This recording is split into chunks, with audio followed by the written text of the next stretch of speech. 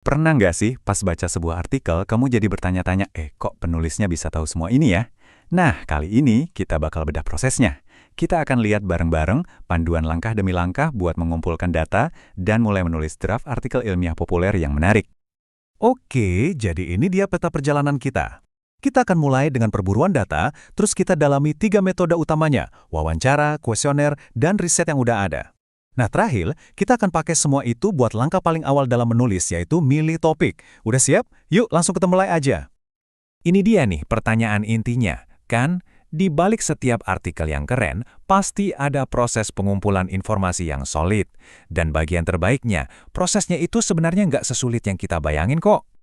Oke, kita mulai ya. Anggap aja pengumpulan data itu bukan tugas yang ngebosenin, tapi sebuah petualangan. Dan dalam petualangan ini, kita punya beberapa peralatan andalan yang perlu kita kuasai. Poin paling krusialnya itu begini, kualitas artikelmu sangat bergantung pada kualitas data yang kamu kumpulkan. Jadi, yuk kita pelajari 3 cara paling jitu untuk memastikan informasi yang kita punya itu solid dan bisa dipercaya. Oke, metode pertama kita adalah wawancara. Ini adalah cara buat dapatin wawasan langsung, kutipan-kutipan personal, dan cerita mendalam yang nggak bakal kamu temukan di tempat lain. Ini tuh seni ngobrol langsung sama ahlinya. Kuncinya ada di persiapan, dan untungnya ini cukup simpel. Pertama, tentukan siapa yang mau diwawancara. Kedua, siapkan daftar pertanyaanmu. Dan ketiga, putuskan gimana cara kamu akan merekam jawabannya. 3 langkah ini adalah fondasi untuk wawancara yang sukses. Tapi, persiapan teknis aja nggak cukup. Etiket itu penting banget. Menyapa dengan sopan, memperkenalkan diri dengan baik, dan menjelaskan tujuanmu dengan jelas bakal bikin narasumber merasa nyaman.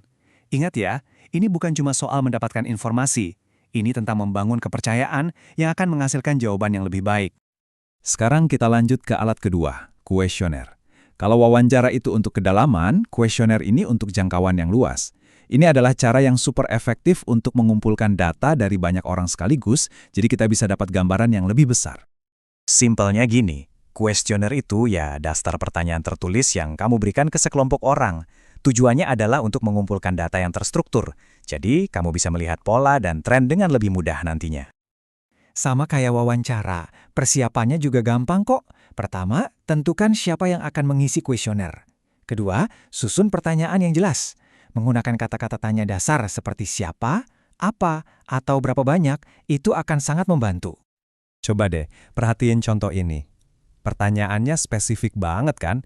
Satu menanyakan kuantitas, berapa banyak, yang lain menanyakan preferensi, jenis buku.